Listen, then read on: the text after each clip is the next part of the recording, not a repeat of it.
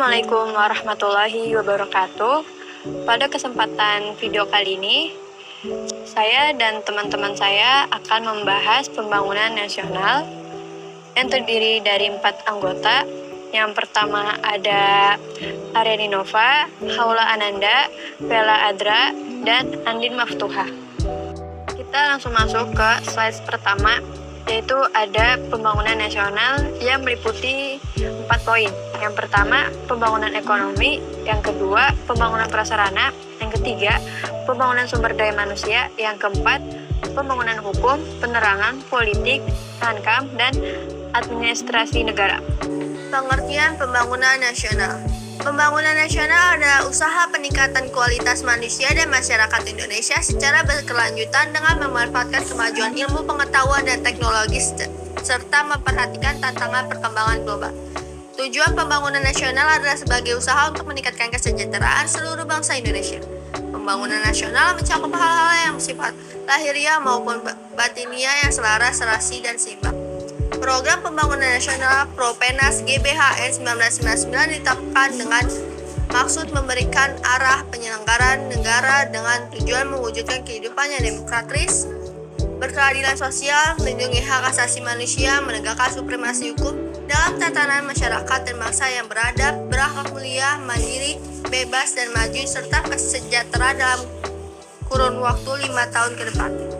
Pembangunan nasional meliputi 1. Pembangunan ekonomi. Peranan sektor industri dan perdagangan diarahkan untuk memantapkan stabilitas ekonomi di samping kinerja sektor pertanian berusaha ditingkatkan, dan pembangunan kehutanan ditekankan pada rehabilitas hutan dan lahan kritis, pembangunan hutan, tanaman, industri, dan hutan rakyat.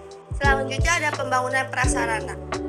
Makin membaiknya sarana dan prasarana perhubungan serta pembangunan pariwisata, pos dan telekomunikasi yang meningkat mempunyai arti yang semakin penting dalam menunjang pembangunan nasional secara keseluruhan. Selanjutnya ada pembangunan sumber daya manusia. Pada awal pertumbuhan ekonomi yang tinggi serta keseimbangan ekonomi makro yang terkendali selalu diikuti oleh sumber daya manusia yang semakin meningkat kualitasnya. Pembangunan nasional meliputi selanjutnya ada pembangunan regional dan pembangunan sumber daya alam. Pembangunan daerah sebagai bagian integral dan penjabaran dari pembangunan nasional diarahkan untuk lebih mengembangkan dan menyerasikan laju pertumbuhan antar daerah dengan memperhatikan daerah yang terbelakang, daerah padat, dan jarang penduduk. Selanjutnya ada pembangunan hukum, penerangan, politik, hankam, dan administrasi negara. Pembangunan hukum terus diupayakan untuk kemajuan perletakan dasar-dasar kuat bagi terwujudnya Indonesia sebagai negara hukum, di samping kesadaran politik rakyat di atas landasan Pancasila dan UUD 1945. Permasalahan yang dihadapi tetap masih bersifat klasik. Yang pertama, ketertinggalan di bidang pendidikan. Yang kedua, sebagai implikasi dari hal di atas, jumlah dan komposisi sumber daya manusia iptek yang dimiliki masih jauh dari yang diperlukan. Yang ketiga, ada kemampuan membiayai kegiatan penelitian dan riset juga masih terbatas. Yang keempat, tradisi dan kemampuan riset dunia usaha termasuk swasta di Indonesia masih lemah. Masalah pembangunan nasional, contohnya itu ada masalah pembangunan iptek. Yang pertama tuh kebijaksanaan yang sesuai bagi pengembangan iptek. Untuk meningkatkan produktivitas, maka kebijaksanaan untuk penerapan dan pengembangan iptek perlu pula diarahkan untuk mencari pemecahan masalah-masalah yang besar harus dihadapi seperti pengangguran, kemiskinan, pembangunan daerah terbelakang seperti kawasan timur Indonesia, dan berbagai ketimpangan sosial lainnya. Yang kedua, ada strategi pengembangan iptek yang tepat, artinya perlu pemikiran tentang ketersediaan dana, fasilitas riset dan teknologi yang ada baik dalam jumlah kualitas maupun penyebaran antara sektor dan antar wilayah. Yang ketiga, di sektor produksi. Pada umumnya kegiatan produksi di Indonesia belum sampai pada tahap rancangan bangun rekayasa dan penguasaan teknik produksi yang memadai untuk dapat menyerap perkembangan teknologi. Yang keempat, berbagai macam kegiatan penelitian dan pengembangan sekalipun di tingkat nasional telah dilakukan berbagai investasi untuk mengembangkan lembaga-lembaga litbang, laboratorium, penelitian dari pusat-pusat pelayanan teknologi, namun perkembangan industri khususnya dunia usaha umumnya belum meluas.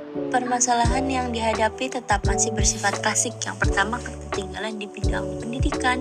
Yang kedua, sebagai implikasi dari hal di atas, jumlah dan komposisi sumber daya manusia iptek yang dimiliki masih jauh dari yang diperlukan.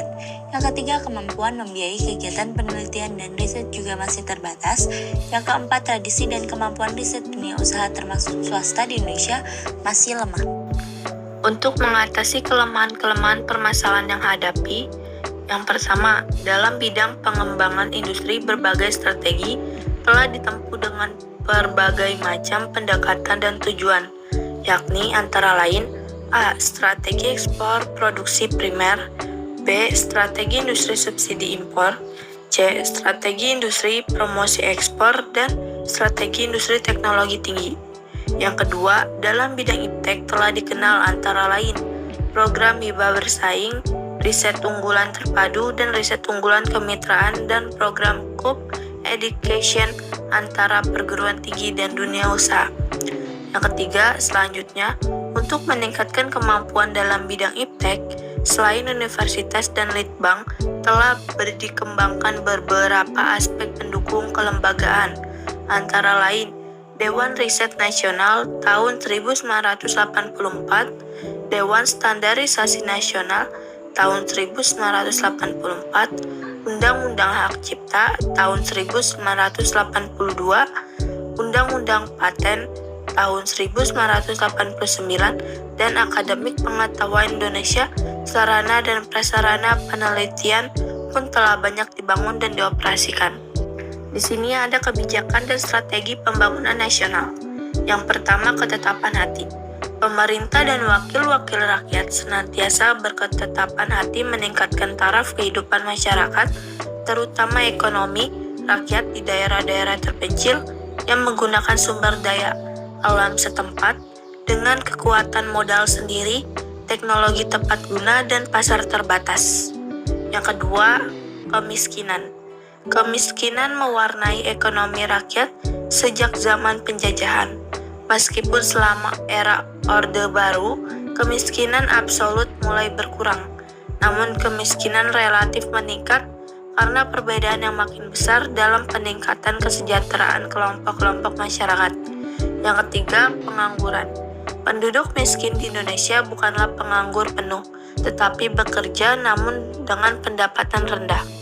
Selanjutnya yang keempat, perbankan. Industri perbankan sebagai lembaga keuangan intermediasi yang telah berkembang cepat melalui kebijakan deregulasi tahun 1983 sampai 93. Dibenahi sungguh-sungguh agar tidak memperdaya tetapi benar-benar memperdayakan ekonomi rakyat. Yang kelima, kebijakan pertanian yang memihak petani. Program pembangunan yang berhasil meningkatkan produksi pertanian, terutama pangan, patut dipertimbangkan untuk kembali dilaksanakan dengan reformasi agraria. Pengelolaan sumber daya alam dan perbaikan dasar tukar, term of trade, komoditi pertanian, termasuk komoditi ekspor perkebunan yang dihasilkan daerah-daerah tertentu di luar Jawa. Yang keenam, itu ada hubungan keuangan pusat daerah. Dalam era otonomi daerah diperlukan hubungan keuangan yang adil, imbang, dan harmonis antara pusat dan daerah.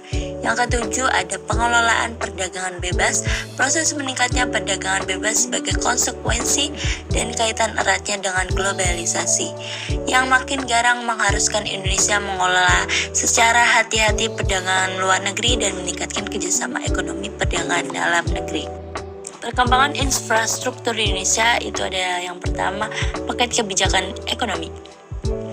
Paket kebijakan ekonomi 1, deregulasi 165 peraturan, mempercepat birokrasi perizinan terkait pengadaan lahan dan izin lainnya untuk proyek infrastruktur, memperkuat kepastian hukum untuk kepemilikan lahan, serta memperjelas tata cara dan kelengkapan dokumen yang dibutuhkan dalam prosedur perizinan.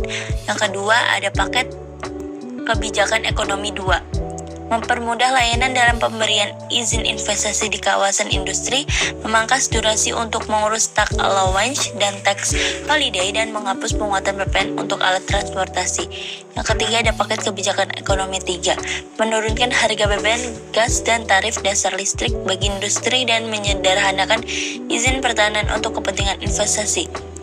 Yang keempat ada paket kebijakan ekonomi, itu ada memperbaiki sistem ketenaga kerjaan serta sistem pendapatan yang meningkat setiap tahunnya dan memberikan kebijakan terhadap kredit usaha rakyat atau KUR yang lebih luas dan terjangkau. Yang kelima ada paket kebijakan ekonomi, memberikan insentif berupa keringanan pajak dan revaluasi aset perusahaan dan BUMN serta individu untuk membuat sistem ekonomi dan investasi yang lebih transparan dan efisien. Yang keenam ada paket kebijakan ekonomi 6, memberikan insentif berupa kemudahan investasi daerah, regulasi sumber daya air, dan proses perizinan yang cepat paperless. Yang ketujuh ada paket kebijakan ekonomi 7, memberikan keringanan pada industri padat karya di mana PPh 21 menjadi tanggungan perusahaan. Yang kedelapan ada paket kebijakan ekonomi 8, kebijakan satu peta mempercepat pembangunan kilat minyak dalam negeri dan memberikan insentif bagi perusahaan jasa pemeliharaan. Perkembangan infrastruktur di Indonesia. Yang kedua ada Peraturan Presiden tentang Proyek Strategi Nasional atau PSN. Peraturan Presiden tentang Proyek Strategi Nasional atau PSN, meskipun pemerintah di tingkat pusat telah mengeluarkan kebijakan yang positif tentang infrastruktur, pelaksanaannya seringkali terhambat oleh kendala di lapangan. Revisi Peraturan Presiden tentang penugasan utama karya untuk pembangunan jalan tol Trans Sumatera berdasarkan Peraturan Presiden Nomor 117 Tahun 2015 yang merupakan revisi dari Peraturan Presiden Nomor 100 Tahun 2014. Terdapat 24 ruas jalan tol dari Bangka-Hueni hingga Banda Aceh yang akan diadakan dalam rangka mempercepat pembangunan jalan tol di Sumatera. Yang ketiga ada revisi Peraturan Presiden tentang penugasan utama karya untuk pembangunan jalan tol Trans Sumatera berdasarkan Peraturan Presiden Nomor 117 Tahun 2015 yang merupakan revisi dari Peraturan Presiden Nomor 100 Tahun 2014. Terdapat 24 ruas jalan tol dari Bangka-Hueni hingga Banda Aceh yang akan diadakan dalam rangka mempercepat pembangunan jalan tol di Sumatera. Perkembangan infrastruktur di Indonesia. Yang keempat, Peraturan Presiden tentang Nomor 146 Tahun 2015 tentang pelaksanaan pembangunan dan pengembangan kilang minyak di dalam negeri sebagai bagian dari paket kebijakan ekonomi 8 dan dalam rangka mendukung proyek prioritas KPPIP yaitu pembangunan kilang minyak dalam negeri, maka telah dikeluarkan Peraturan Presiden Nomor 146 Tahun 2015 tentang pelaksanaan pembangunan dan pengembangan kilang minyak di dalam negeri. Peraturan ini menjadi panduan pelaksanaan dan upaya percepatan yang dapat dilakukan jika proyek kilang minyak akan dilakukan oleh pemerintah dengan skema KPBU atau penugasan dan badan usaha. Yang kelima, Peraturan Kepala LKKP Nomor 19 Tahun 2015 tentang tata cara pelaksanaan pengadaan badan usaha dalam penyediaan infrastruktur. Peraturan Presiden Nomor 38 Tahun 2015 tentang kerjasama pemerintah dengan badan usaha dalam penyediaan infrastruktur membutuhkan beberapa peraturan turunan untuk mendukung implementasi KPBU di Indonesia, yaitu peraturan terkait pembayaran ketersediaan layanan atau availability payment dan pengadaan badan usaha pelaksanaan. Perkembangan kebijakan fiskal. 1. Ada pembayaran ketersediaan layanan availability payment. Peraturan Presiden Nomor 38 Tahun 2015 tentang KPBU memberikan landasan hukum atas pembayaran ketersediaan layanan availability payment. Kedua, ada jaminan pemerintah untuk pinjaman langsung direct lending. Sebelumnya, penjaminan proyek masih berfokus pada skema KPBU atau APBN atau APBD saja, akan tetapi pemerintah telah mengembangkan penjaminan untuk proyek yang menerima pinjaman langsung dari lembaga keuangan internasional sebagaimana telah diatur dalam Peraturan Presiden Nomor 82 Tahun 2015. Ketiga, dana penyiapan proyek Project Development Fund. Saat ini implementasi skema pendanaan KPBU masih terbatas karena belum siapnya keahlian dan pendanaan khusus untuk penyiapan proyek yang berkualitas sebagaimana dibutuhkan untuk kesuksesan proyek KPBU. Perkembangan terkait kelembagaan. 1. Penambahan modal kepada PT Sarana Multi Infrastruktur (PTSMI). Pada Desember 2015, Kementerian Keuangan menerbitkan Peraturan Menteri Keuangan Nomor 232/PMK-06/2015 tentang pelaksanaan pengalihan investasi pemerintah dalam pusat investasi pemerintah menjadi penyertaan modal negara (PMN) pada perusahaan perseroan sarana multi infrastruktur (PTSMI) yang menjadi dasar penambahan modal PTSMI sebesar 18,4 triliun.